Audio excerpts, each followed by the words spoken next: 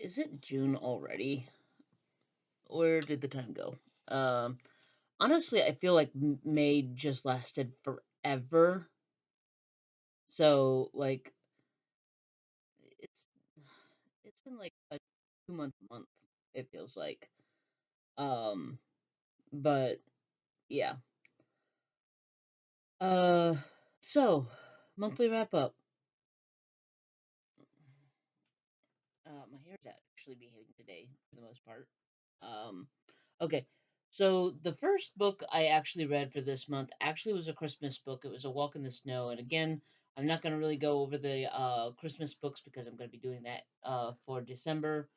But I did do A Walk in the Snow. I also did a White Light Christmas um, at some point in here. So there was two Christmas books. So there's two books missing. Just know that. I don't know why it's important to know that, but know that, I guess. Mainly, I guess, to make myself look like a better reader. I don't know, like one, two, three, four, five, six, seven, and those two books make 9 books this month. Um, I I'm surprised I actually made it through 9 books this month. Like I said, the month seems to have lasted forever, but I feel like I've been so busy this month between graduations and road trips and different things going on here at the house that um, and health issues that I haven't been able to really um, sit and read as quickly as I wanted to, because like a lot of these books I could have gotten in through in a day, especially with my new work schedule. My work schedule has been cut down to like 2 days a week. There's absolutely no reason I don't have time to sit down and read a book, except for, you know, hospital calls, meal planning, traveling, and all the other stuff. But let's get into it. So, not the Christmas books notwithstanding, the books I read were The Twisted Tree in Wonderland, which was about a woman with um, anxiety. Um, she has two sons who are autistic, but um, both of their needs are different. One's needs is not the same as the other's needs, and as I've said in other videos where we've talked about autism, the um, one autistic kid is just absolutely not like the other autistic kid. It's a whole new um, landmine that you gotta battlefield that you gotta get into to figure out how to best help that child thrive. Um, her mom passes away, and so she's dealing with trying to um, deal with her own insecurities, her husband's drinking, and her boy's autism, and everything else. And um, she learns, she does learn to communicate better what she needs and communicate her needs to the people around her, including her husband, who is just frustrated because she takes everything on for herself, and she won't let him help. And what he wants to do is help. He wants to take that burden, and she won't let him because she thinks he's burdened already. And so when she actually starts communicating her needs, she finds that she gets her needs met, and he meets them very well, as a matter of fact. It doesn't mean he stops drinking. It doesn't mean her anxiety goes away. It doesn't mean her boys' autism are miraculously cured and her mother doesn't come back to life. But she learns that she doesn't have to be as alone as she has felt this whole time. And I think I thought it was a really heartwarming story. Blackguard, I liked this book better than I thought I was going to, honestly. I knew I was going to like it just because of the premise. But you got these two boys who are adopted by an Ascuri guard who is a legendary Ascuri guard, One of them is just trying to get revenge on the people who killed his parents. The other one just wants to make his adoptive father proud. And the boys are very different in personalities, but they are such brothers. And I love the relationship between them and the chemistry between them. And every decision they made, like their skill level made sense. Their actions made sense. Like there were no inconsistencies as far as their actions. Um, the next one was the Gandon Gambit. I didn't tell you who these were by the way. Twisted Tree of Wonderland by Rebecca Deem. Whole reason I'm doing this is to highlight the author, and I keep forgetting to say who wrote these books. R.S. Cobb, the Blackguard Saga, The Way of the Escurry, and then Gandon Gambit by Leslie DeMock. Uh, I still think Lindsay should break up with Kate, but you know what? Lindsay is perfectly happy with Kate, and who am I to judge? If Kate makes her happy and she enjoys running around with the walking, talking red flag, so be it. Who If that's what makes you happy. But yeah, I'd dump her. Also, a good book. Leslie and Kate are a couple. They are hiking through the Himalayas, and they cross paths with a Tibetan monk who is carrying an ancient relic, the Gandon relic, that is necessary for the coronation of the Dalai Lama. And they have to sneak it out of the country in order to get it to the new Dalai Lama, except there are Chinese officials looking to get this relic in any way possible. It doesn't matter whose lives are on the line for them. They will take whatever they will do whatever they have to do, and to make sure this happens. Also, this is the second um installment of these adventures. So go check out the video for this book, and if you go down into the description um, box of the video for this book, you will see the links for both books. And as much as I think she should break up with Kate, I'm absolutely interested in reading the first book. So um, my theory is that maybe Kate will grow on me in the first book. Maybe I'll see what Lindsay saw in her. The next one is Anti-Hero Blues by Christopher Lee Rippey. This one I was another one that I knew I was going to enjoy. Didn't know I was going to enjoy it that as much as I did. All of a sudden, my hair's doing weird things. Um, so the boy Brandon, which I assume is the kid here, is he's a normal dude. His father was killed by superheroes, and so he is absolutely anti-superhero. And when an experiment goes wrong, he tries to make it right, only to get ambushed yet again. The entire factory blows up. He ends up with new superpowers, and so now he's exactly what he has always hated. And but he's not about to let that stop him from taking down some supers himself.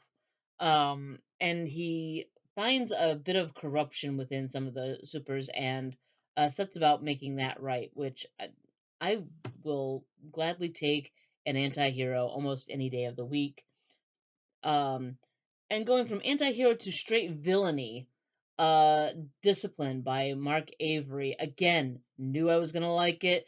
Didn't realize I was going to be rooting for the bad guy, if you can call him the bad guy. Because, like, honestly, most of the people in this book that he's trying to kill have it coming. Um, so Discipline uh spends 5 years in jail, and I'm not going to say he didn't deserve those 5 years in jail, but somebody else should have been in that cell with him. And the only reason he got that much time is because there were two corrupt cops and a seemingly corrupt judge. So Um, Again, I think he could have gotten less time. He should have just gotten off altogether. Uh, I don't know that the gun he had was necessarily stolen. Um, there was no I don't think there was an indication of that. And since when is it a crime to own a gun if he's a law-abiding citizen, you know? But like he was completely set up. He should not have been in that situation anyway, and the person that set him up should have been the one that had his back but didn't. Um so yeah, I don't I don't think he should have spent the 5 years in prison at all, personally. Um, but I totally get why he went after the people he went after. I do like that it's left open for a sequel without feeling like it's not finished. Like this feels done. Like it feels like you close this book and you're like, that was a good story. Can't wait for the next one, but you're not sitting there going, wait, what happened? You're not doing that. Like Mark Avery did such a good job with this, and he has you rooting for not only the villain, but you also kind of want the cops to win too. And like, I want you to get your guy, but I also want him to finish what he started first. Like, let him finish and then get him, you know. Um, and honestly, Mark Avery's discipline kind of ruined me on, and I will get into that in a minute.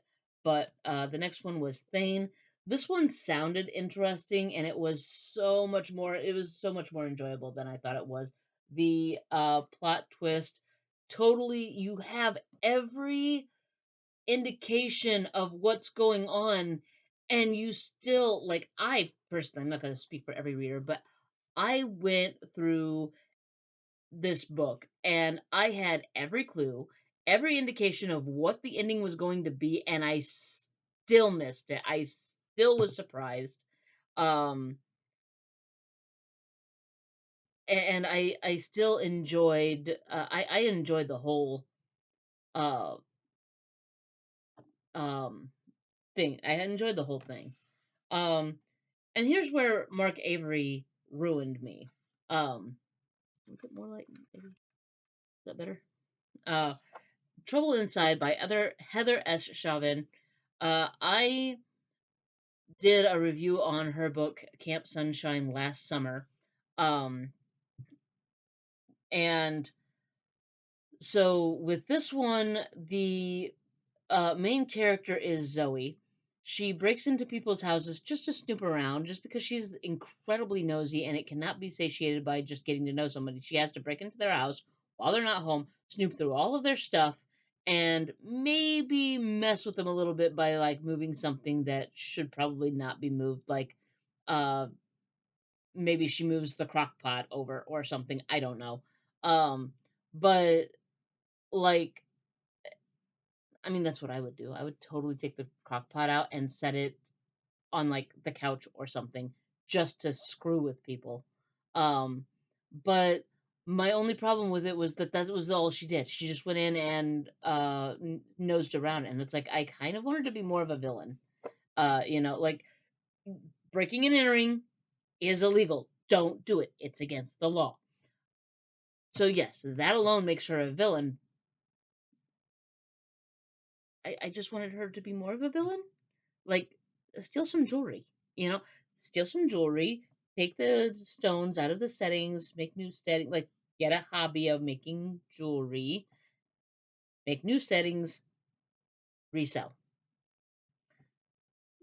This way I won't say that this way it can't be traced because the way a stone is um, cut and taken care of, actually cut and shaped and everything, does absolutely classify it in most cases, uh, if I'm remembering that correctly. But yeah, I would love to have had Zoe just be a little bit more of a villain in that.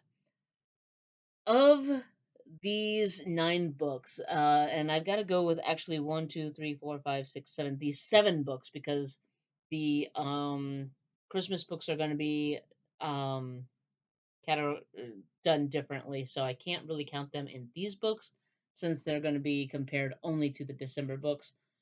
Of these 7 books, and I am currently in the middle of reading another book, but that's I'm not done with it, so I can't count it for this month. But of these 7 that I have read, the one that I think is my favorite of the month is Thane. I enjoyed this so much. I absolutely enjoyed the roller coaster ride that the characters went on, the reveal. I enjoyed being flabbergasted. Uh, but yeah, so Thane is going to be my favorite for this month. I'm reading Butterflies at Blue Hour. What is the next one? I think it's a nonfiction based off of the book, so I don't know what's going to be next. Because again, this is one of those, yeah, a nonfiction based on something in the last book. So, um, I haven't quite figured out. I have a couple of ideas. I only have a few nonfictions on my shelf, as it is. So, and I'm trying to pick a nonfiction. I'm trying to work through the books on my shelves before I buy any more new books, because I have like 130, almost 140 books that I've got to get through.